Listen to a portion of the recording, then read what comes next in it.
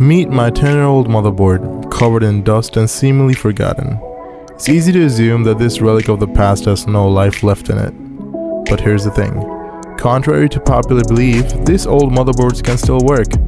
They might not be as fast or efficient as they once were, but they're not completely useless either. Over the years, the performance of these aging motherboards can deteriorate, sometimes dropping down to just 50% of their original capability.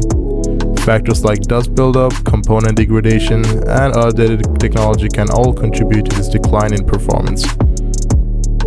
But here's the good news. With proper maintenance and a little bit of TLC, you can breathe a new life into these old motherboards. By cleaning out the dust, replacing worn out parts, and updating the software, you can help restore some of that lost performance. But if you have the budget, why settle for anything else?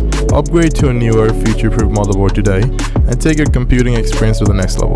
Trust me, you won't regret it. Because when it comes to building your dream PC, one of the most important decisions you will make is choosing the right motherboard. And while it may be very tempting to save some cash by opting for an older model, there are plenty of reasons why investing in a newer, future-proof motherboard is a smarter choice. Trust me, I've been there.